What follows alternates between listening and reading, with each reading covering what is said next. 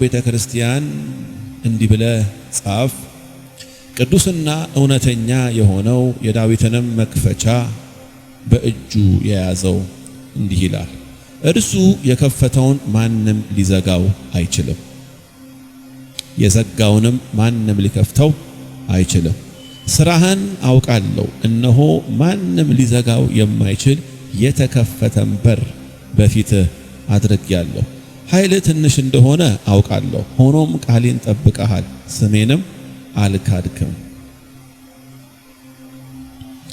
እነሆ አይሁድ ሳይሆኑ አይሁድ ነን የሚሉትን የሚዋሹትን ከሰይጣን ማህበር የሆኑትን ወደ አንተ እንዲመጡ በእግር ስር እንዲሰግዱ እኔ እንደወደድኩህም እንዲያውቁ አደርጋለሁ። በትዕግስት እንድትጸና የሰጠውን ትእዛዜን ስለጠበቅህ እኔ ደግሞ በምድር ላይ ከሚመጣው ፈተና በምድር ላይ የሚኖሩትን ሊፈተናቸው በዓለም ሁሉ ላይ ከሚመጣው የፈተና ሰዓት ጠብቀሃለሁ። ቶሎ እመጣለሁ። ማንም አክሊልህን እንዳይወስድብህ ያለህን አጥብቀህ ያዝ። ድል የሚነሳውን በአምላኬ ቤተ መቅደስ ውስጥ አምድ አደርገዋለሁ፣ ከዚያም ከቶ አይወጣም። የአምላኬን ስምና የአምላኬን ከተማ ስም ይኸውም ከአምላኬ ዘንድ የምትወርደውን የአዲሲቱን ኢየሩሳሌምን ስም በእርሱ ላይ እጽፋለሁ። አዲሱን ስሜን በእርሱ ላይ እጽፋለሁ። መንፈስ ለአብያተ ክርስቲያናት የሚናገረውን ጆሮ ያለው ይስማ። ሃሌሉያ። የዛሬው የጥናት ክፍል ርዕሱ ቅድም ሳነብ እንደሰማችሁን የተከፈተ በር የሚል ነው። እንግዲህ ራእይ ምዕራፍ 3 ከቁጥር 7 ጀምሮ እስከ 13 ድረስ ያለውን ነው ያነበብኩላችሁ። በዚህ ክፍል ላይ ያለውን ሐሳብ ሊገልጥ የሚችል ርዕስ ብዬ የሰጠሁት ይህ ነው፣ የተከፈተ በር የሚል ነው። የተከፈተ በር እንግዲህ እንደሚታወቀው እንደ ሰማችሁት ጌታ ኢየሱስ ለፊላደልፊያ ቤተ ክርስቲያን 3 ነገሮችን እንደሚያደርግላት ይነግራታል። እነዚህ 3 ነገሮች ምን ምንድናቸው ብለን ስንል የመጀመሪያ የምናገኘው ቁጥር 8 ላይ እንደዚህ ይላል፣ ስራህን አውቃለሁ፣ እነሆ ማንም ሊዘጋው የማይችልን የተከፈተን በር በፊትህ አድርጌአለሁ ይለዋል። አንደኛ ለፊላደልፊያ ምን አደርግልሃለሁ ይለዋል? ማንም ሊዘጋው የማይችልን የተከፈተን በር በፊትህ ምን አድርጌአለሁ ይለዋል። እንደውም ይሄን ነገር ከመናገሩ በፊት ምን ብሎ ነው ጌታ ኢየሱስ ክርስቶስ ለራሱ የሚናገረው? የዳዊትን መክፈቻ የያዘው እንደዚህ ይላል። የዳዊት መክፈቻ የሚባል ነገር ነበር ብሉይ ኪዳን ዘመን ላይ። በትንቢተ ኢሳይያስ ምዕራፍ 22 ላይ ስለ አንድ ንጉስ ሲናገር እግዚአብሔር ያንን ንጉስ እንደሚያነግሰው፣ ስፍራ እንደሚሰጠው፣ ዙፋን እንደሚሰጠው ሲናገር አያይዞ ምን አለ? የዳዊትን መክፈቻ እሰጠዋለሁ። ይሄ የዳዊት መክፈቻ ምንድነው የሚለውን ነገር ብዙ የሥነ መለኮት ሰዎች ያው ኤስቲሜሽን ግምታቸውን ነው የሚያስቀምጡት እንጂ ይሄ ነው የሚባል ዴፊኒሽን የለውም። ግን አብዛኛዎቹ ግን የሚስማሙበት ነገር ምንድነው? የዳዊት መክፈቻ ማለት አንድ መጽሐፍ ሳነብ እንደዚህ ይላል። ዳዊት በነበረበት ዘመን ላይ የኦልሞስት በቤተ መንግስቱና በቤተ መቅደሱ ዙሪያ ያሉ በሮችን በጠቅላላ የሚከፍትና የሚዘጋ ቁልፍ አለና የሁሉም ቁልፍ ይሰበሰብና ዳዊት ጋር ይቀመጣልና ዳዊት ከሆነ የቆለፈው ያንን በር ማን መጥቶ ሊከፍተው አይችልምና ዳዊት ጋር ደግሞ የተቀመጠበት ምክንያት ዳዊት የመጨረሻው ባለስልጣን ስለሆነ ነው ብለው የሚሉ አሉ። እንደገናም ቁልፍ በራሱ ስልጣንን የሚያመለክት ቃል እንደመሆኑ መጠን የዳዊትን መክፈቻ ብሎ ሲናገር ምንድነው እሱ የከፈተውን ነገር ማንም የመዝጋት አቅም እንደሌለው ሊያሳየውም ስለፈለገ ነው። ስለዚህ ምን ይለዋል? የመጀመሪያው ለፊላደልፊያ ቤተክርስቲያን አንደኛ የተከፈተን በር በፊትህ አድርጌአለሁ ይለዋል። ያ የተከፈተን በር ማንም ሊዘጋው አይችልም ይለዋል። በዚህም ማያበቃ ሁለተኛ ደግሞ ይሄን ነገር አደርግልሃለሁ ይለዋል። ይሄው ምንድነው? ሁለተኛ ቁጥር 9 ላይ እነሆ አይሁድ ሳይሆኑ አይሁድ ነን የሚሉትን የሚዋሹትን ከሰይጣን ማህበር የሆኑትን ወደ አንተ እንዲመጡና በእግር ስር እንዲወድቁ እኔ እንደወደድኩህም እንዲያውቁ አደርጋለሁ ይላል። ተመልከቱ። ሁለተኛ አረግልሃለሁ የሚለው ነገር ምንድነው? እዚያ ዘመን ላይ የነበሩ ቅዱሳንን ከአህዛብ ባልተናነሰ፣ ከአህዛብ ስላችሁ ፓጋን ከሆኑት እንግዲህ ያው ብሉይ ኪዳን ዘመን ላይ ታውቃላችሁ አህዛብ ተብሎ የሚጠራው ህዝብ እነማን ናቸው ካላችሁ ከእስራኤል ውጪ ያለው ህዝብ በጠቅላላ አህዛብ ይባላል። ምክንያቱም የኪዳኑ ህዝብ ወይንም ከእግዚአብሔር ጋር የጠበቀ ቁርኝት ያለው ህዝብ ብሉይ ኪዳን ዘመን ላይ ማን ነበር? እስራኤል ነው። ከዛ ውጪ ያለው በጠቅላላ ምን ይባላል? አህዛብ ወይንም ደግሞ ጣዖት አምላኪዎች ናቸው። ግን እዚህ ወደ ራእይ ግድ መጽሐፍ ስንመጣ አይታችሁ እንደሆነ አንድ ሁለት ቤተ ክርስቲያናትን ምን ይለዋል? እንደውም አይሁድ ሳይሆኑ አይሁድ ነን የሚሉትን ስምህን የሚያጠፉት የሚለውን ቃል ይጠቀመዋል አንድ ቤተ ክርስቲያን እና ምንድነው የሚለው? እነዚህ አይሁዶችን ይላቸዋል። በጣም በሚያስደነግጥ ስም ይጠራቸዋል። የሰይጣን ማህበር ይላቸዋል። ለምንድነው ጌታ ኢየሱስ የሰይጣን ማህበር ያላቸው ብለን ስንል እነዚህ አይሁዶች ስማቸው አይሁድ ይሁን እንጂ ስማቸውና መጠሪያቸው የአብርሃም ልጆች ይሁን እንጂ ግን ምንድነው በአዲስ ኪዳን እግዚአብሔር ዋንኛ ዓላማውን ያስቀመጠባትን ቤተ ክርስቲያንን እና ምእመኖቿን የሚያሳድዱ ህዝቦች ነበሩ።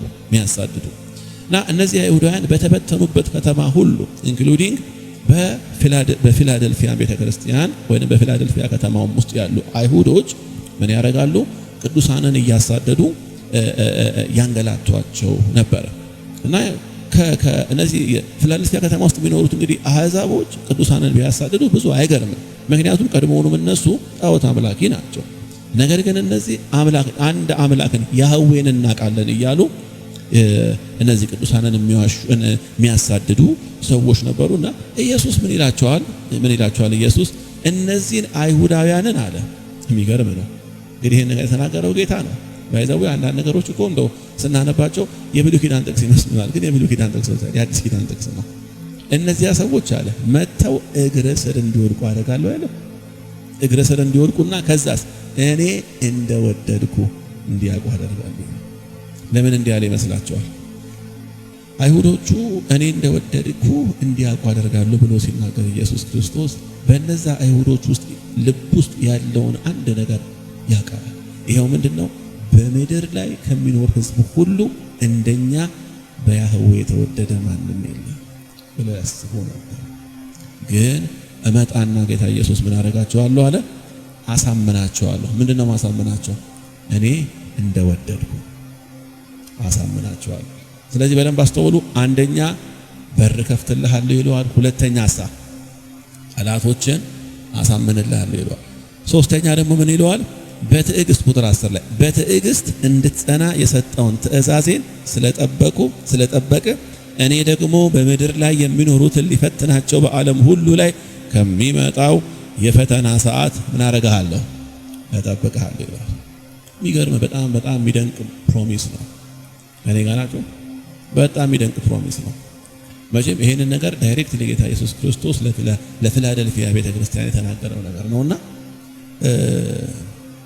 ቀላል ዝም ብለን የምናልፈው ነገር እኮ አይደለም። አሁን በደንብ ሪቫይስ አድርግላችሁ የተናገረው ነው። አንደኛ በር ከፍትልሃለሁ አለ።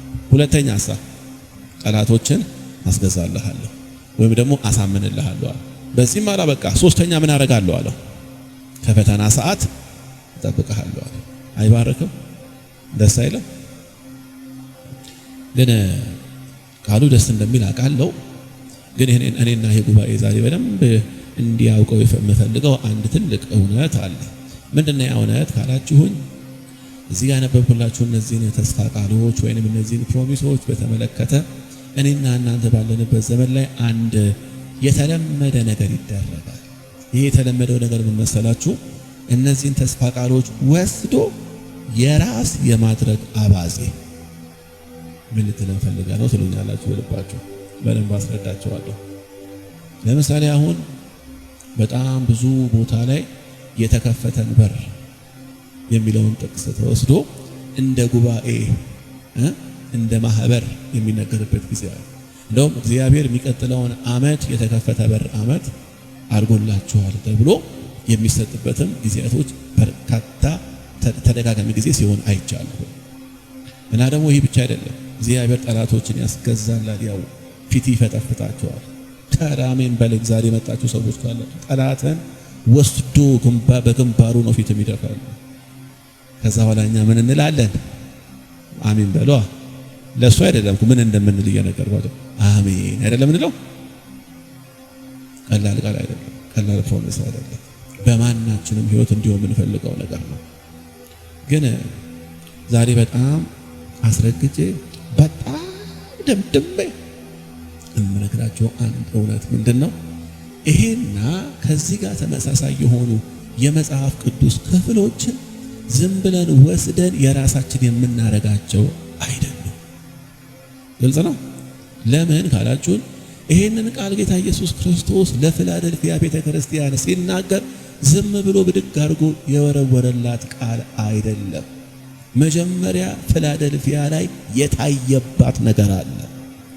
አሁን መልእክትነቱ እነዚህ ሶስቱ ተስፋ ቃሎች ለፊላደልፊያና እንደ ፊላደልፊያ ላሉ ጤናማ ቤተክርስቲያናት ነው እንጂ ጥቅሱን ስላወቁ ብቻ ብድግ አድርገው ለወረወሩ ሰዎች ሁሉ አይደለም። እንደዛ ግን ማለት እግዚአብሔር ለሕዝቡ የተከፈተን በር ሰጥቻለሁ ብሎ አይናገርም እያልኩ አይደለም ያለው። ወይም ደግሞ ከአሁን በፊት እግዚአብሔር እንደዛ ብሎ የተናገረባቸውን ጊዜያቶች በጠቅላላ እግዚአብሔር አልተናገረም ብዬ እየካድኩ አይደለም ያለው።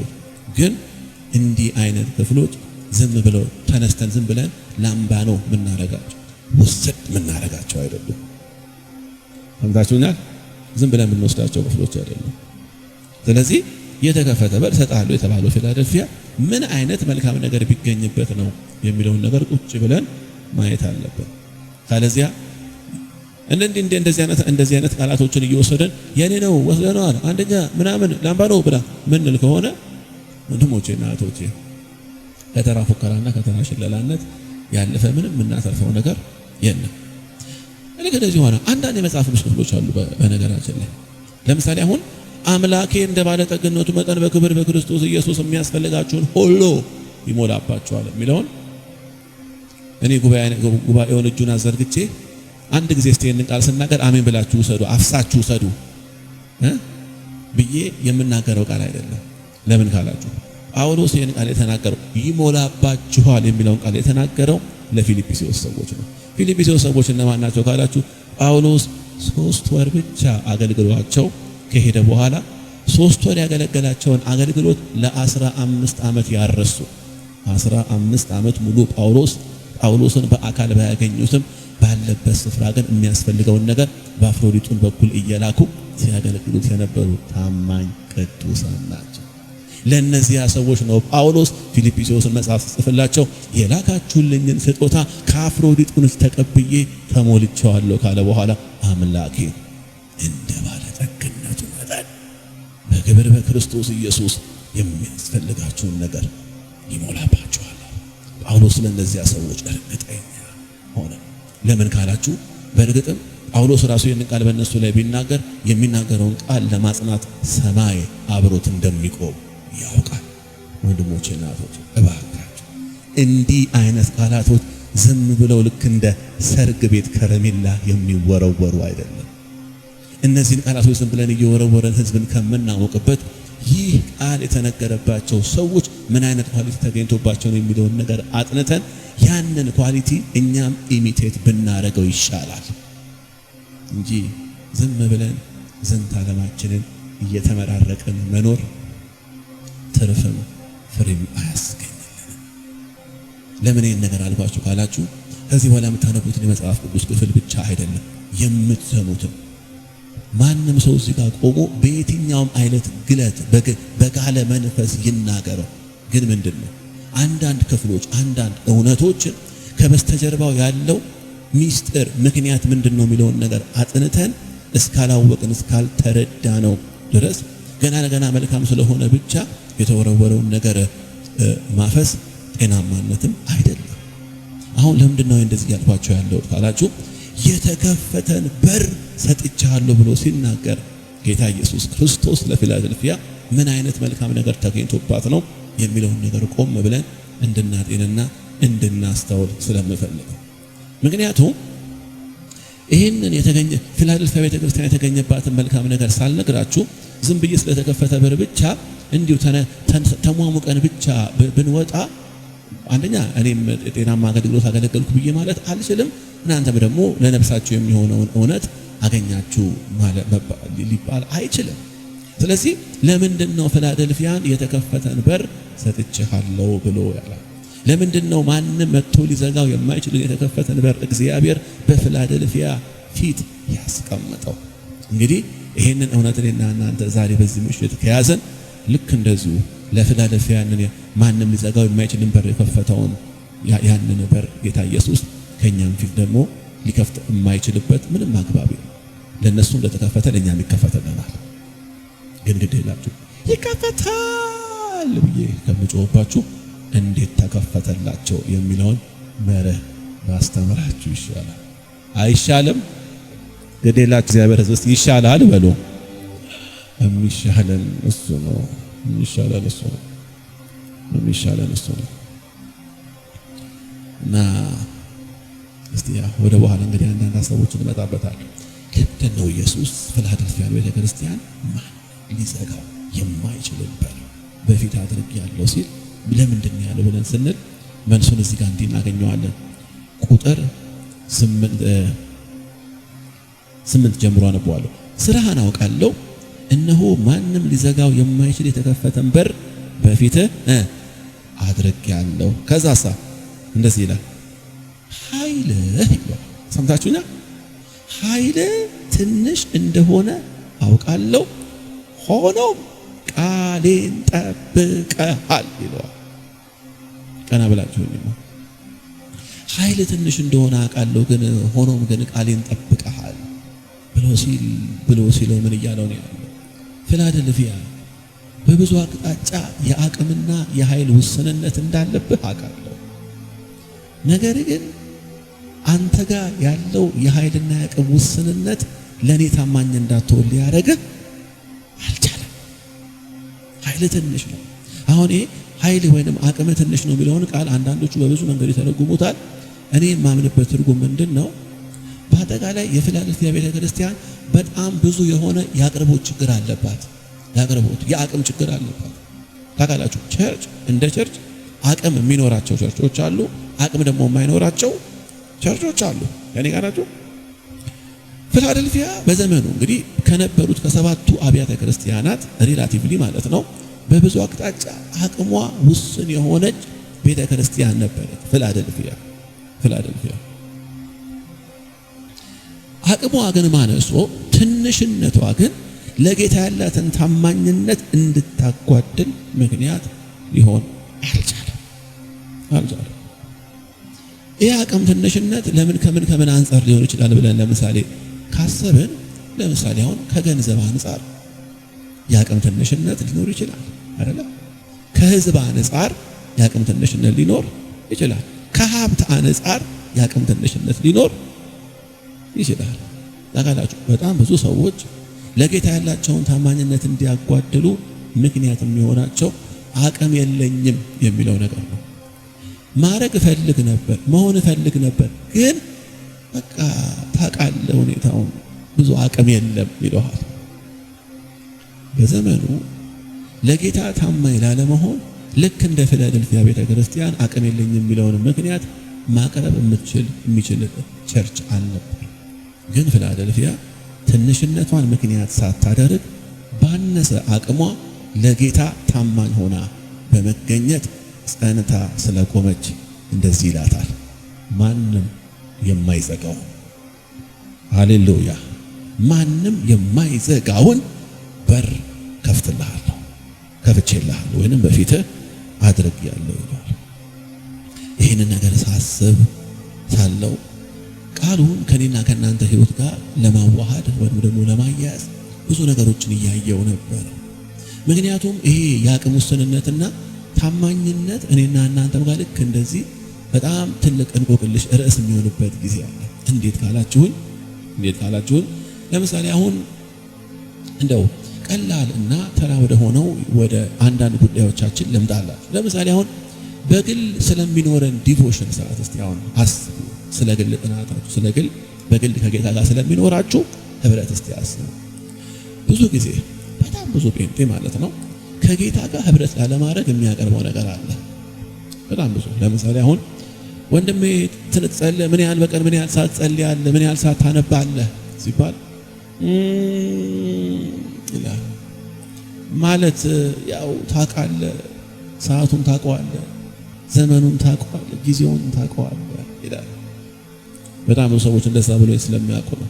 እኔም የሆነ ዘመን ላይ ልክ እንደዛ ብዬ ሪዝም ሰጥበት ጊዜ ነበረ። ግን ታውቃላችሁ ምናምን ለጌታ መልስ ሆነው እኔ ጋር ናችሁ። ለምን ለማንበብና በፊቱ ለመሆን በፊቱ ጊዜ ለመውሰድ ለመጸለይ እኛ ዛሬ አጣን ብለን የምንለውን ሰዓት ከሆነ ዓመታት ግን በፊት ቅዱሳን እኛ ዛሬ እንደዚህ እንደ ቁርጥ ተንበሽብሸ ነው ፕሮፐርሊ ግን ማንጠቀመውን ሰዓት የሆነ ዘመን ላይ ግን የነበሩ በስደት የነበሩ ግን አንዳንድ ቅዱሳን ልክ እንደ ትልቅ ብርቅና ውድ ነገር ነበር ተጠቀሙ የነበረው። ለምሳሌ አሁን አንድ ያነበቡትን ነገር ልንገራችሁ። ከተወሰኑ ዓመታት በፊት በቻይና የሚኖሩ አንድ ቅዱሳን በጣም አክቹአሊ ቻይና እስካሁን በክርስትና ላይ ከፍተኛ የሆነ ስደት የምታመጣ ሀገር ነች። ከተወሰኑ ደግሞ ዓመታት በፊት ክርስትና የሚባል ነገር ፈጽሞ አይታሰብም ነበር እና መጽሐፍ ቅዱሶቻቸውን ቀዳደው ገነጣጥለው ምናምን ድንገት የሆነ ሰው የተገኘ አንድ እንደዚህ አንድ ገልጽ ወድቆ ተገኘ አንድ ቦታ ላይ። ከዛ ይገርማቸዋል ያችን ገልጽ ወስደው አንዳንድ ቅዱሳን ዛሬ አንደኛው ፋሚሊ ጋር ከሆነ አንደኛው ገልጽ የተነበበው የሚቀጥለው ቀን ላይ ደግሞ የሆነ ቤተሰብ ጋር ሄዳል። ያንን ቃል ያነቡታል፣ ከዛ ያሰላስሉታል። ከዛ እንዲህ ያለ በጣም ብዙ ቤት ይዞራል። ለምን መጽሐፍ ቅዱስ የለም ያለችው አንድ ወረቀት ነች። እና ይገርማቸዋል እነዚያ ሰዎች የእግዚአብሔርን ቃል አላጠናንም ለማለት መጽሐፍ ቅዱስ የለም የሚለውን ምክንያት ሊያቀርቡ አይችሉም። ለምን የመጽሐፍ ቅዱስ አለመኖር የአቅም ውስንነትን እንደ ምክንያት አቅርበው አላነበብን የሚለውን ነገር ለመናገር ምክንያት ሊሆናል። አንዳንድ ጊዜ የአቅም ውስንነት ነው ማለት በጣም ብዙ ቅዱሳኖችን ሊያደርጉ ከሚገባቸው መንፈሳዊ ነገር ሲያጉላቸው እንመለከታለን። እግዚአብሔር ጌታ ኢየሱስ ክርስቶስ ያለው ነገር ይሄን ነው። እንዲሁ ከዚህ ጋር በተገናኘ እስቲ ልጨምርላችሁ። እኔ ያው የወላጆቼ አባቴ በ17 ዓመቱ ነው ጌታን ያገኘው። እናቴ ደግሞ ልክ እንደዚሁ እሷም በ10 ምናምን ዓመቷ ነው ጌታን ያገኘችውና አሁን ድረስ እያገለገሉ ያሉ ሰዎች ናቸው። ያን የደርግ ዘመን ላይ ይነግሩኛል። ማታ እንደዚህ ኢህአፓ ምናምን የሚባል ታውቃላችሁ አይደል? ኢህአፓ ደርግ ይረፈረፋቸው ነበር እና አብዛኛዎቹ የሚገደሉት ማታ ነበረ። ከዛ ማታ ይገደላሉ። ጠዋት እስከ ጠዋት ሬሳው አይነሳም ነበር እና እኛ በጣም ተነስተን ነበር ቸርች እንሄድ ነበር እና የኳየር ጥናት አሁንም ኳየር ስንሄድ አንዳንድ ቀን ሬሳ እየገጠመን ሬሳ እንዲየዘለልን ነበር የምንሄደው እንዲያለ። ልክ ይሄ ነገር ስነግረኝ ወዲያውኑ የኛ ዘመን ጉባኤ ነው ትዝ ያለኝ። አሁን እኛ ዘመን ላይ ድንገት ጠዋት ከቤት ስትወጡ 4 5 6 ሬሳ ብታዩ ኖሮ አይ ሰኞ የራእይን መጽሐፍ እየተማርኩ ስለሆነ መሄድ አለብኝ ብላችሁ ሬሳውን እንዲህ እስቲ ዘለው ይመጣ አይሆንም አይደለም። ግን ይገርማቸዋል እነዚያ ሰዎች ክርስትና ምን ያህል እንደሚጠላ በመንግስት እንደሚጠላ ያወቁ ከተያዝንም እንያዝ ብለው ነው እንግዲህ በጣም ተሳቀው ሁለት እየሆኑ አንዳንድ እየሆኑ ወደ ጸሎት ክፍል ይገቡ የነበረው። ዲቮሽን እንደዚህ አይነትም እንደዚህ ባለ ሁኔታ ውድ የነበረበት ጊዜ አለ። ዛሬ እኔና እናንተን ማንም እንኳን ተሰብሰቡ እኮ አይደለም፣ ማንም እንኳን ጸልዩ አይደለም እንዴ? እንደውም ከዚህ ባለፈ እኮ ትልልቅ ቦታ እኮ የተሰጠን እኮ ነው ያለው። ክብር ለእግዚአብሔር ይሁን። ታዲያ አሁን ልክ እንደዚህ አይነት አክሰስ እየቀረበ ባለበት ጊዜ ላይ ሰው የሚጠበቅበትን ነገር ካላደረገ አንድ ነገር ማወቅ አለበት። ይህ ጊዜ የሆነ ዘመን ላይ በጣም ውድ እንደነበረ አያችሁ። እነዚያ ሰዎች ነገሩ ጠባብ ሆኖ ሳለ የአቅማቸው ግን ማነስ ለጌታ ሊኖራቸውን የሚገባ ታማኝነት አልለካባቸው። እግዚአብሔር በጌታ በኢየሱስ ስም በታማኝነት ይባርከን። እንደዚያ ሲሆን ነው በሩ ያለው እንጂ ሰጥቼሃለሁ ስለተባለ አይደለም። በር ከታማኝነት ቀጥሎ የሚመጣ ነገር እንደሆነ የእግዚአብሔር ሕዝብ ማወቅ አለበት። ክብር ለእግዚአብሔር ይሁን። ከዚህ ጋር በተገናኘ ለጌታ ቤት ስለምንሰጠው ነገር ምን እንደምናስብ አላውቅም። ግን ትዝ ካላችሁ 2 ቆሮንቶስ ምዕራፍ 8 ላይ ጳውሎስ ሲናገር እንደዚህ ያለ ስለ መቄዶንያ ቅዱሳን የመቄዶንያ ቅዱሳን ያሉት የድህነት ጥልቀት ውስጥ ነው አለ። ሰምታችሁናል? የድህነት ጥልቀት። ይሄ ቃል እኛም ዘመን ላይ ያለ ከድህነት ወለል በታች ይባል የለ አይደለ? ወለል በታች ልክ እንደዛ ነበር። እንግዲህ የድህነት ጥልቀት ማለት ከድህነትም ያለፈ ነገር ነው። ግን አለ ቅዱሳንን ለመርዳት በሚሰበሰበው ገንዘብ ላይ ለመሳተፍ አለ ይለምኑን ነበር አለ። እንዳው እንደ እውነቱ ከሆነ አሁን መለመን የነበረበት እንስጣችሁ ተብሎ ነው ወይስ ስጡን ተብሎ ነው? ወይስ እኛ ዘመን ላይ እባካችሁ እንስጣችሁ ነው የሚባለው ወይስ እባካችሁ ስጡን ተብሎ ነው የሚባለው? እነዚህ ቅዱሳን ምን ያደርጉ ነበር ይላል? እንስጣችሁ እያሉ። ለምን? የኪሳቸው ውስንነት በፍጹም ለእግዚአብሔር ቤት የሚደረገውን መሰባሰብ እንዲይዝባቸው አልፈቀዱ። ስለዚህ ጋር ናቸው። በትንሽ አቅም ውስጥ የተገለጠውን ታማኝነት ነው እግዚአብሔር ሪዋርድ የሚያደርገው በተከፈተ በር። የተከፈተ በር በህይወታችሁ ሊመጣ የሚችለው መጀመሪያ እግዚአብሔር ከእናንተ ይሄንን ኳሊቲ ያየ እንደሆነ ነው እንግዲህ መጽሐፍ ቅዱስ የሚነግረን። ክብር ለእግዚአብሔር ይሁን። ልክ እንደ አንዳንድ ሰዎች መሆን የለባቸው። አንዳንድ ሰዎች እንደዚህ ይላሉ፣ እንደው እግዚአብሔር ይላሉ። ከኔ ጋር የነበሩ አሁን አብረን አይደለንም። ድንገት እንደዚህ ሰውን ምርቅን የሚለው ነገር አለ አይደለም? ልክ እንደ ጫት እንደቃ 50 ሚሊዮን ብር አሁን ድንገት ባገኘ ድንገት አሁን 50 ሚሊዮን ብር አታገኙ። እንደው ድንገት አሁን ጌታ 50 ሚሊዮን ብር ቢሰጠኝ ይላሉ። ዝም ብሎ እኮ ብድግ ሰጠው እኮ 50 ሚሊዮን ብር እንካኳ ይባላል። ሲጀምር እግዚአብሔርም እኮ 50 ሚሊዮን ብር ቢሰጥ ለምንድን ነው የሚሰጠው ይልሃል። በሰጠውስ ምን ያደርግበታል የሚለውን ነገር እኮ በደንብ ያል ምንም አይዲያ በሌለበት ሁኔታ ምንም ፕሮጀክት በሌለበት ሁኔታ እግዚአብሔር ዝም ብሎ ልክ እንደ አንድ ወረቀት 50 ሚሊዮን ብር ብድግ አድርጎ እንትን ይላል። እና አንዳንድ ሰዎች እንደዚህ ይላሉ፣ 50 ሚሊዮን ብር እግዚአብሔር ድንገት እጄ ላይ እንደው ዱብ ቢያደርግ ይላሉ። ጌታ ምስክር ነው። 20 ሚሊዮን ለቸርች ይላሉ። ከዛ እኔ እምላችኋለሁ አትሰጥ። በምን አወቅ ይሉኛል። ምክንያቱም ከ50 ሚሊዮን ብሩ ላይ 20 ሚሊዮን ብሩን እንደማትሰጥ ለማወቅ የግዴታ 50 ሚሊዮኑ እጅ ላይ ሲመጣ ማየት አይጠበቅብንም። ታዲያ በምን አወቅ? አሁን ያለውን 50 ብር እጅ ላይ ያለችውን 50 ብር ከሷ ላይ ወስደ 20 ብር ኮንቲኒየስሊ ስትሰጥ ካየው አንተ በትንሹ ታምናለና ትልቁን ደጅ እግዚአብሔር ይከፍትልሃል። ስለዚህ ነገ ላይ እግዚአብሔር በጣም ሲባርከን የምናደርገውን ነገር የምናውቀው አሁን ላይ በምናከናውናቸው ነገሮች ነው። ዊሻናር ቢያረግልኝ ምናምን ጥሩ ነው ያርግልን እግዚአብሔር። ግን ቢያረግልን ብለን ከምንመኘው በላይ አሁን ባለችው ትንሽዬ አቅም እንድታመንልህ እርዳኝ በሉት። ከኔ ጋር ናችሁ? እንድታመንልህ እርዳኝ። ሃሌሉያ ሃሌሉያ። እንድታመንልህ እርዳኝ። ምክንያቱም ብዙ ጊዜ ብዙ ሰው ታውቃላችሁ ያውቃል ለመስጠት ገንዘብ እጁ ሲገባ ይጠይቀዋል፣ ከራሱ ጋር ያወራል። አሁን እንደው ከዚህ ላይ ይሰጣል።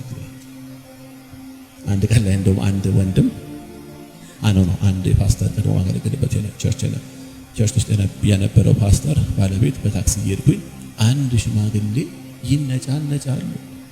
ምን አይነት ዘመን ነው? ምን አይነት ጊዜ ነው? በዚህ በኩል መንግስት ግብር አምጡ ይላል፣ በዚህ በኩል ደግሞ ጤፍ ተወደደ። ያን እንግዲህ 1000 ምናምን ገብቶ ነው እንደዚህ እንትን ያሉት። ስንት ነው ዛሬ አይደል እንዴ? ሄዷል 1000 ገባ። እዚህ ጋር ደግሞ ሽንኩርት 30 ምናምን ብቻ በቃ 8 ሰዓትም ነበር ሴት ሰውየው ያማረራሉ። ከዛ ምን አሉ መሰላችሁ? የሆነ ሰዓት ላይ እዚህ ጋር ደግሞ አስራት አለ አሉ። የቸርች አስራት ማለት ነው። ከቤት ኪራይ፣ ከግብር፣ ከሽንኩርት፣ ከዘይት ቀጥሎ አስራት ስድስተኛ ወጪ ሆኖ ነው። በነገራችን ላይ አስራት ወጪ አይደለም፣ ኢንቨስትመንት ነው። ኢንቨስትመንት ብቻ አይደለም። አስራት ወይንም ለጌታ ቤት ብንሰጠው ገንዘብ ወጪ ሳይሆን በደንብ ስሙኝ፣ ወጪ ሳይሆን መመለስ ነው። ምን እያልክ ነው ካላችሁኝ፣ ቀድሞውኑ ገንዘቡ የእናንተ አልነበረም። ያንን ስራ የሰጣችሁ የእግዚአብሔር ነው። ምክንያቱም እንድትበለጥግ ኃይልን ይሰጣል አይደል ያለው መጽሐፍ ቅዱስ። ስራውን የሰጠህ እግዚአብሔር ስራውን ሰርተህ ከምትቀበለው 10% ያንተ አይደለም የኔ ነው እያለ ነው ያለው። እዚች ጋር የምናረጋት ታማኝነት የሆነ ሰዓት ላይ እግዚአብሔር ያልጠበቅነውን በር እንዲከፈትልን ያደርጋል። ስሙኝም ወገኖቼ፣ በር ከታማኝነት ቀጥሎ የሚመጣ ነገር ነው እንጂ እንደው በመልካም ምኞት መግለጫ ለእናንተ የማቀርብላችሁ ነገር አይደለም። መልእክቴ ዛሬ ይሄ ነው። የተከፈተን በር ብሎ ሲናገር መጽሐፍ ቅዱስ ኃይል ትንሽ ቢሆንም ግን ቃሌን ጠብቀሃል ይለዋል። ስሜን አልካድከው። ታትስ ዋይ መንፈሳዊ ዓለም ራሱ ያንተ ይሄ በር እንዲከፈት ኦብሊጌት ያደርጋል፣ ያስገድዳል። ስለዚህ እግዚአብሔር ለሁላችሁም በር እንዲከፍት የኔም ጸሎት ይሄን ከፍቶ ያንበሸብሻችሁ። ግን እንደው በቃ ጸልይላችኋለሁ እግዚአብሔር ያንበሽብሻችሁ ከምላችሁ ይልቅ እግዚአብሔር በሮችን ከፍቶ ካሁን በፊት ያንበሸበሻቸው ሰዎች ምን አይነት መንፈሳዊ ኳሊቲ ተገኝቶባቸው ነው የሚለውን ነገር ነግሬያችሁ እኛም ያንን በረብ እንከተል ነው የዛኛው በረከት ተካፋይ ልንሆን የምንችለው። እግዚአብሔር በታማኝነት ይባርከን። አሜን ነው። በታማኝነት ይባርከን። እንደዚህ ባለው ሁኔታ ታውቃላችሁ ፕሮግራም ማድረግ መሰብሰብ ከወንድሞችና እህቶች ጋር ታውቃላችሁ የራሱ ታማኝነት እንደሆነ ታውቃላችሁ አይደለ? ታውቃላችሁ።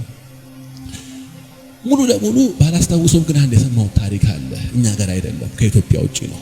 አንድ ሰው አለ እና ይሄንን ነገር ቢናገረው ራሱ የቸርቹ ፓስተር ነውና እከሌ የሚባለው ወንድም እከሌ ብሎ ከጉባኤ ማዕከል አሳየ። አንድ ኖርማል የሆነ ሰውዬ ቁጭ ብሏል።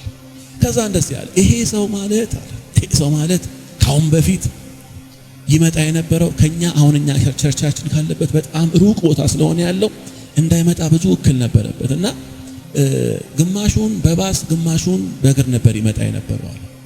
ይሄ ሰው ማለት ነው። ግን ይገርማችኋል አንድም ቀን ከመምጣት ጎሎ ያውቃል፣ ከአገልግሎት ጎሎ ያውቃል። ከዛ እንደዚህ ያለ የሆነ ቀን ላይ ግን እንደዚህ ሆነ። ልናገር ታሪኩን አለው ሰውየው። አዎ ተናገር አለው። ያለበት ገጠራማ ቦታ ስለሆነ ያለበት ቦታ ላይ ድንገት እያረሰ ያለ መሬቱ የሆነ ውሃ የሆነ ስትሬን የማይታወቅ አይነት ፈሳሽ ማሳየት ጀመረ። ከዛ ነገሩ ምን እንደሆነ እዛ አካባቢ ያሉ የመንግስት አካላት ነገሩን አሳውቆ ከዛ መጥተው ምርመራ ሲያደርጉ እሱ ያለበት ይሄ ግቢ ውስጥ የራሱ ግቢ ነው ቦታው፣ ከፍተኛ የሆነ የነዳጅ ክምችት አለ። ከዛ መንግስት ኦፈር አቀረበለት። ከዛ ምን ይሻላል ይሄን ያህል ገንዘብ ብትሰጥ ይሻላል ወይንስ እንዴት ይሻላል ብሎ ምናምን ዲል አደረገ። ከዛ ምን ሆነ ማለት ነው መንግስት ያንን ቦታ ገዛው። ሰውየው በሆነ ቀናት ውስጥ ብቻ ወደ መልቲ ቢሊዮነርነት አደገ። ዛሬ ገርማችኋል ይህ ሰው የመጣው ካለበት ስፍራ በባስም በእግርም አይደለም በራሱ ፕራይቬት ጀት ነው። ወገኖች ሆይ እንዲህ አይነት ነገሮችን ስትሰሙ አይ እግዚአብሔር እንደ አጋጣሚ ምናምን አትበሉ። እንዲህ አይነት አጋጣሚ የለም። God is a God of miracle. I know. ነገር ግን God is the God of principle. እግዚአብሔር የመርህም አምላክ ነው። መርህ ለሚጠብቁ ሰዎች እግዚአብሔር ለቃሉ ታማኝ ለሚሆኑ ሰዎች እግዚአብሔር ደጆችን በመክፈት የታወቀ አምላክ ነው። ፊላደልፊያ ደጆች የተከፈተላት የ40 ቀን እድልዋ ሆኖ አይደለም፣ በትንሿ አቅሟ ለጌታ ከመታመን ስላልጎደለች ነው። አቅም ትንሽ ቢሆንም ነገር ግን ስሜን ጠብቀሃል ይለዋል። ክብር ለእግዚአብሔር ይሁን። ስለዚህ እኛ ምኑ ጋር እንዳለን በዚህ አቅጣጫ በሚገባ ማጤንና ማስተዋል አለብን። ኢየሱስ ጌታ ነው። እኔ ጋር ናችሁ አይደለ? እየገባችሁ ነው? በደንብ እየተግባባን ነው? ለማገልገል በጌታ ቤት መታችሁ በጌታ ቤት ያለውን ክፍተት ለመሙላት ያላችሁ የልብ ተነሳሽነትን ሰማይ ይመለከተዋል። ሰማይ ያየዋል። አንዳንድ ቀን ወደ እግዚአብሔር ቤት ስንመጣ የምናያቸው ብዙ ክፍተቶች አሉ። ግን እንደው ሰው አይጠፋም ያንን ክፍተት የሚሸፍን ብለን በቸልተኝነት ብናልፋቸው ነገሮች አሉ። በቸልተኝነት ብናልፋቸው እግዚአብሔር ለምን ቸል ብለህ አለፍከው ብሎ ምን አይለንም። ግን ያንን ነገር ቢያንስ እንኳን የሚሸፍነው ሰው ከሌለ እኔ ያለሁኝ ብሎ በክፍተት ቦታ ላይ ግን መቆም እመኑኝ አጠገቤ ያለ ሰውዬ እንኳን ባያይህ እግዚአብሔር ያየዋል። ግልጽ ነው። እግዚአብሔር ያየዋል። አንዳንድ ቀን ታውቃላችሁ ኢቭን እዛ ቦታ ላይ የሚያገለግሉ ሰዎች ኖቲስ የማያደርጉትን ክፍተት ድንገት የመጣ ሰው የሚያይበት ሁኔታ ይፈጠራል። ያን ጊዜ እግዚአብሔር ይሄን ነገር እንድታዩ ሲያረጋችሁ ሊያስገርማችሁ አይደለም፣ ሂድና ድፈነው እያለ ነው። ከዛሳ አነሰም በዛ ለው ጨመረም ቀነሰም ግን የምችለውን ነገር ላድርግ ብላችሁ ቀረብ ስትሉ ምናልባት ያደረጋችሁትን ነገር እንደው በትልቅ ቦታ ላይ ሰው ሰለብሬት ያደርግላችሁ ይሆናል። እከሌ እንዲህ ያርጋል፣ እከሌ እንዲህ ያርጋለች ተብሎ አይነገርላችሁ ይሆናል። ግን እመኑ ያንን ነገር ከልባችሁ ስታደርጉ ያያችሁ ጌታ መቼና እንዴት እንደሆነ በማታውቁት መንገድ የሆነ ቦታ ላይ በርን ከፍቶ ታገኙታላችሁ። አሜን ነው።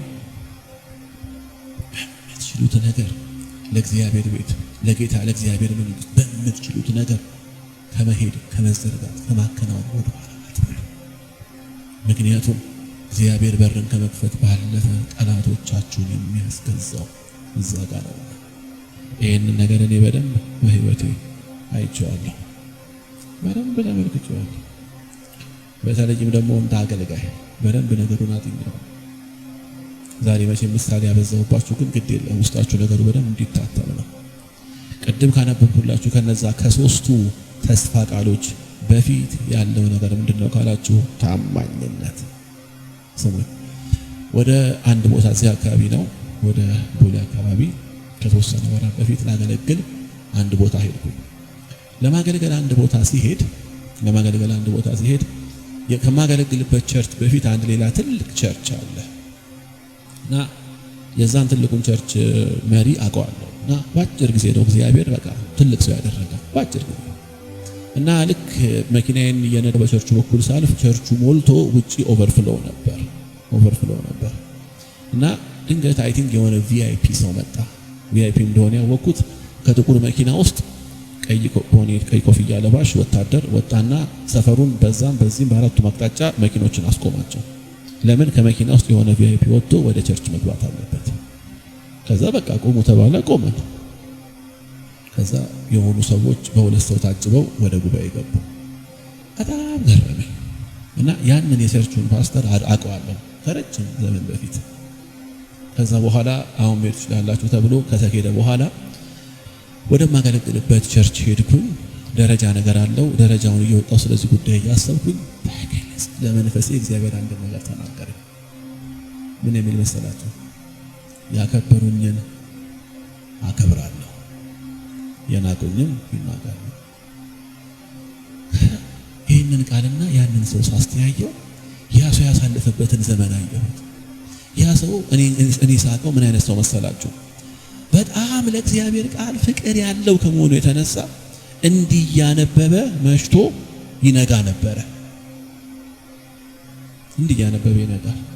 እንዲያነበበ የነጋበትን ጊዜ እኔ አላውቀውም ብዛቱን አለ። ስንት ቀን በዚህ ምክንያት ከባለቤቴ ጋር ሁላ ተጋጭቻለሁ አለ። እንዴት እንደምወደው የእግዚአብሔርን ቃል አለ። ይገርማችኋል። ቃሉን እንደዛ ሲወደው ይሄ ሁሉ ህዝብ አያውቀውም። ቅድም የመጣው ቪአይፒም ጭምር ማለት ነው። ቪአይፒም ጭምር እንደዛ ቃሉን ሲያነብ አያውቀውም ነበር። ይሄን ሰው ግን ማንም ባላየው ሰዓት በጓዳው ለቃሉ እንደዛ የታመነውን ሰው እግዚአብሔር ዘመን ጠብቆ ከትንሽ እስከ ትልቅ ሰው እንዲሰማው አደረገ። ለምን?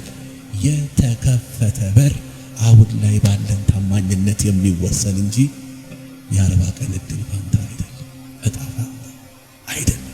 እግዚአብሔር እየመከራችሁ ነው ያለው። ስለዚህ ይህን ነገር አስተውሉ።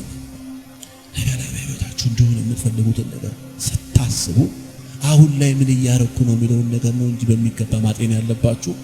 እንደው በቃ ስለ ነገ በር መከፈት መጨነቅ ማይጠበቅባችሁ። ሲጀምር በሩ የሚከፈተው በእናንተ እጅ አይደለም። ዛሬ ምን እያረኩ ነው ያለው? ዛሬ እግዚአብሔር በሰጠኝ ነገር፣ ዛሬ እግዚአብሔር እኔን በሚጠብቅበት ስፍራ ላይ እንደሚገባ ተገኝቻለሁ ወይ ብላችሁ ጠይቁ። ያን ጊዜ ነገ ላይ የሚሆነውን ነገር እናንተ ሳትሆኑ ራሱ እግዚአብሔር የሚገልጠው ጉዳይ ይሆናል። ስለዚህ ታማኞቹ፣ በንግግራችሁ ታማኞቹ፣ በሕይወታችሁ ታማኞቹ፣ በጽድቅ ጉዳይ ታማኞቹ፣ በቅድስና ጉዳይ ታማኞቹ ሆኑ። ታማኞቹ ምክንያቱም ሕይወት የመዝራትና የማጨድ ጉዳይ ስለሆነ። ኃይለ ትንሽ እንደሆነ አውቃለሁ፣ ሆኖም ቃሌን ጠብቀሃል፣ ስሜንም አልካድክም ያለው ለዛ ነው። ትልልቅ የሚባሉ ሰዎች በጠቅላላ የኋላ ታሪኮቻቸውን ከፈለጋችሁ እናንተ ገብታችሁ አጥኗቸው። ትልልቅ እኛም ሀገር ውጭ ያሉት ትልልቅ ሰዎችን ይዋቸው። ፎርዳት ማተር በጌታ የሆኑ ትልልቅ እግዚአብሔር ሰዎችን ብቻ እኮ አይደለም፣ በጌታ ያልሆኑ ሰዎችንም እንደው ትልልቅ ቦታ እግዚአብሔር ጤናማ በሆነ መንገድ እንዲያደርሳቸውን ሰዎች የኋላ ታሪኮቻቸውን ሲናገሩ ስሟቸው። በጣም ሆነስት ነበሩ፣ በጣም ታማኝ ነበሩ፣ በጣም ታማኞች። እና ብዙ ጊዜ ታማኝነት እንደዚህ እንደሚከፍል ብዙዎቻችን አናውቅም። ዛሬ እንደዚህ ይሄን የሚያክል ህዝብ ቁጭ ብሎ እኔን ይሰማኛል አይደለ እንዴ? እየሰማኝ ነው። ግን እናንተ መታችሁ እኔን ከመስማታችሁ ግን በፊት ነው ጊዜ ላይ እኔም ልክ እንደዚህ ቁጭ ብዬ ለእግዚአብሔር ቃል ታማኝ ሆኜ የምሰማበት ጊዜ ነበር። ለምን? ያልሰማሁትን ቃል በፍጹም እንድሰማ ሊያደርገኝ አይችልም። ማንም ያገልግል፣ ማንም ይቆም፣ ማንም ይናገር፣ ብቻ የሚናገረው የእግዚአብሔርን ቃል ይሆን እንጂ ለመስማት ታማኝነቴን ሁሉ ጊዜ ገልጥ ነበር በጌታ ፊት። ያን ጊዜ እግዚአብሔር ደግሞ ጠበቀና አሁን ደግሞ አንተ ተሰማይ ይልሃል። ግልጽ ነው አይደለ? ስለዚህ በጀመራችሁ ታማኝነት ቀጥሉ። ሌላውን ነገር ለጌታ ለራሱ ተውት። ራሱ እግዚአብሔር መጥቶ ነገሩን እንዴት ቦታ እንደሚያስይዘው ያውቃል። ሃሌሉያ! ክብር ለእግዚአብሔር ይሁን። ክብር ሁሉ ለእግዚአብሔር ይሁን። በመስጠት ታማኝ ሆኖ፣ በመገኘት ታማኝ ሆኖ፣ በሰዓት ታማኝ ሆኖ፣ ለልባችሁ ታማኝ ሆኖ፣ ለንግግራችሁ ታማኝ ሆኖ። እንደው ስነግራችሁ በጣም ቀላል ሊመስል ይችላል ወገኖቼ ሆይ የብዙ ሰዎችን ግን ህይወት የቀየረ ነገር ነው። ምኑ ጋር እግዚአብሔር የትኛው ህይወታችሁ ምዕራፍ ጋር መጥቶ ነገሮችን ገለል እንደሚያደርግ አታውቁትም። መቼ እግዚአብሔር መጥቶ ወደ ህይወታችሁ ያሳያችሁትን ታማኝነት ጠብቆ እንደሚገበላችሁ አታውቁትም። ብዙ ጊዜ ብዙዎቻችን በማንጠብቀው መንገድ ነው እግዚአብሔር መጥቶ ታሪካችንን የሚቀይረው። እና እንደው ይሄን ነገር ካነሳውላችሁ ነገር ከዚህ ጋር በተገናኘ አንድ ነገር ብቻ ልተውላችሁና ወደ ማጠቃለያው ልሂድ። 5 ደቂቃ ብቻ ስለሆነ ብዙ ጊዜ ብዙ ሰዎች በህይወታቸው ለጌታ ታማኝ ከሆኑ በኋላ ታማኝነታቸውን በጣም ሊቆጥሩ ይፈልጋል። እግዚአብሔር ሆይ ይላሉ፣ በተለይ ሲከፋ ይሄን አድርጌልህ ያን አድርጌልህ እንደዛ እንትን ብዬልህ ይላሉ። ለጌታ ከሆነ ታማኝነታችሁን ያሳያችሁት ታማኝነቱን የእናንተ አንደበት ሳይሆን ራሱ የእግዚአብሔር አንደበት ይቁጠረው። ግልጽ ነው። ካለዚያ ምን ትላላችሁ መሰላችሁ? እንግዲህ እኔ ይሄው አርኩኝ መጣው ጸለይኩ ሰጠው ግን ምንም የሆነ ነገር የለም ብላችሁ አትጠቁ። ሰው እንደዛ የሚለው ምንድነው? ታማኝነቱን ራሱ ሲቆጥረው ነው። ያንተን ታማኝነት መለኮት ይቁጠረው እንጂ አንተ አትቁጠረው። ራሱ እግዚአብሔር ይቁጠረውልህ። ራሱ እግዚአብሔር ጠብቆ ይምጣል። ሃሌሉያ! ስለዚህ በሁሉ ነገር ታማኝ ሆነን የምንገኝበትን ጸጋ እግዚአብሔር ያብዛልን። ለመጸለይ ታማኝ ሆኖ፣ ለአምልኮ ታማኝ ሆኖ ምናመልከው የሆነ ነገር በቃ እንደው ሞላ ሲልም መሆን የለበትም። ለአምልኮም ታማኝ ሆኖ እኔ ሁሉ ጊዜ ሳመልክ እጆቼን እዘረጋለሁ። እጅ እስካለኝ ድረስ እንግዲህ እጄ ከኔ ጋር እስካለ ድረስ ሁሉ ጊዜ እጆቼን እዘረጋለሁ። መቼ እጄ ከኔ እንደሚሄድ አላውቅም። በህይወት እስካለሁ ድረስ ከኔ ጋር እንደሚሆን አውቃለሁ። እጄ ግን ሁሉ ጊዜ ግን አምልኮ ሲሆን እጄን እዘረጋለሁ። እስኪሰማኝ አልጠብቅም ነው የምላችሁ፣ እንዲሰማኝ ነው የምዘረጋው። ለማምለክ ታማኝ መሆን አለብን። ለማመስገን ታማኝ መሆን አለብን። ዘካርያስን ተመልከቱት። ዘካርያስ አርጅተዋል ከኤልሳቤጥ ጋር ከሚስቱ ኤልሳቤጥ ጋር። ግን መጽሐፍ ቅዱስ ሲናገር ምን ይላል? እድሜያቸው አርጅተዋል፣ ደግሞ ያለ ነቀፋ የኖሩ ሰዎች ናቸው። የሚያሳዝነው ግን ያለ ነቀፋ ኖረው ሕጉን ጠብቀው እንደ ሕጉ የሆነው ግን በረከት ከቤታቸው ርቋል። ይሄው ምንድነው? ልጅ የላቸው። አያሳዝነው? የብዙዎቻችን ጥያቄ እኮ ነው። እግዚአብሔር ሆይ መሆን የሚገባኝን ነገር ሆንኩኝ፣ ግን የታለ እሰጥሃለሁ ያልከኝ ነገር? የብዙዎቻችን ጥያቄ ነው። የሚደንቀው ነገር ዘካርያስ በእነዚያ ሁሉ መከራዎች ውስጥ እያለፈ ሕጉን ጠብቆ እንደ ሕጉ የሆነው በረከት ወደ ቤቱ ሳይገባ ግን ምን ያደርግ ነበር አትሉኝም? ወደ ቤተ መቅደስ ገብቶ ማጠኑን አያቆምም። ልጅ ስለሌለኝ አላጥንም አላለም ዘካርያስ። ይገባል። ተራው በደረሰ ጊዜ ይላል ዘካርያስም ወደ መቅደሱ ገብቶ በእጣው መሰረት ማጠንን ጀመረ። ያን ጊዜ ይገርማቸዋል። ከመሰዊያው ጎን ለዓመታት የቆየውን በቤቱ ያረጀውን ጥያቄ ይዞ መጣ እግዚአብሔር። ከዛ የማይመስል ነገር ነገረው። ሚስት ኤልሳቤጥ ወንድ ልጅ ትወልዳለች አለ። ዘካርያስ ጸሎቱን ጸልዮ ካቆመ ራሱ ብዙ ዓመት እንደሆነው ብታውቁት የምን ልጅ ነው ያለው? መልአክን የሚያክል ነገር ፊት ለፊቱ ቆሞ እናንተ መከራከር ጀመረ። እንዴ አለ። በነገራችን ላይ አንተ ከመልአክ ትከራከራለህ እንዴ? መልአክ ፊት ለፊቱ ቆሞ ምንስ ቢልህ አሜን ነው እንጂ ብትለው እንዴት ይሆናል ትለዋለህ እንዴ? መልአክ መጥቶ አዎ ይሆናል ነው እንጂ ብትለው። ክብር ለእግዚአብሔር ይሁን። ለምን ጥያቄው ባይሞላም ነገር ግን እሱ ምስጋናውን ሁሉ ጊዜ እያቀረበ ስለነበረ እግዚአብሔር ጊዜውን ጠብቆ መጣ። ጊዜውን ጠብቆ ሲመጣ ምንድነው የሰጠው ካላችሁ፣ እባካችሁ ልጅን የሰጠው እንዳትሉ። እሱማ ማንም በዚያ ዘመን ላይ ልጅ አግኝቷል። የመጣው ዮሐንስ ነው። ዮሐንስ ደግሞ በብሉይ ኪዳን ዘመን ላይ ከነበሩት ሰዎች ነቢያት ሁሉ ይልቅ የበለጠ የተባለ ለመሲሁ የቀረበ የኢየሱስ መንገድ ጠራጊ ነው። ስለዚህ እግዚአብሔር ዘመናትን የሚቀይር ዩኒክ ትልቅን ነገር ሊያመጣበት ስለፈለገ ነው ለዘካርያስ እንደዚህ ያስጠበቀው። ግን ዘካርያስ ታማኝነቱን አልለቀቀም ነበር። ስለዚህ እኔና እናንተም ዛሬ ከፊላደልፊያ ቤተክርስቲያን ይህንን ነገር እንደምንማር እንደምንወስድ አምናለሁ። በነገር ሁሉ ታማኝ ነው። የታመናችሁለት እግዚአብሔር በጊዜውና በሰዓቱ መጥቶ ነገሮችን ስፍራ ያስይዛቸዋል። ስለ ነገ አትጨነቁ፣ ስለ ነገ አታስቡ። ለጌታው ይሄ ነገር ምን እንዴት ነው የሚሆነው አትበሉ። ስለ ነገ እንድንጨነቅ በፍጹም ሰማይ አይጠብቅብን። እንደውም መጨነቅ በራሱ ከመጽሐፍ ቅዱስ ጋር የሚጋጭ ነገር እያደረገን እንድንኖር ነው የሚያደርገን። አትጨነቁ፣ ነገን የያዘው እግዚአብሔር ነው። ሁል ጊዜ በጥንቃቄ ማስተዋል ያለባችሁ ዛሬ ላይ እግዚአብሔር ከኔ ኤክስፔክት የሚያደርገውን ነገር እያደረግኩ ነበር አለቀ በቃ። እሱን ነገር ካደረጋችሁ ሌላው ነገር ከእናንተ እጅ ውጪ ነው። ራሱ እግዚአብሔር ያስብበታል። ይሄ እውነት የኔ ልብ እንዳሳረፈ የእናንተንም ልብ ያሳርፈው። አሜን ነው። ሃሌሉያ። ለዚህ እየነገርኳችሁ ታማኝ ልትሆኑ የሚገባበትን የሕይወት አቅጣጫ መንፈስ ቅዱስ ልባችሁ እያሳየ እንደሆነ አስባለሁ። ለምን እኔ እዚህ ጋር ቆሜ ያው አንድ ቃል ነው የምናገረው፣ መንፈስ ቅዱስ ግን ያው ይተረጉምላችኋል።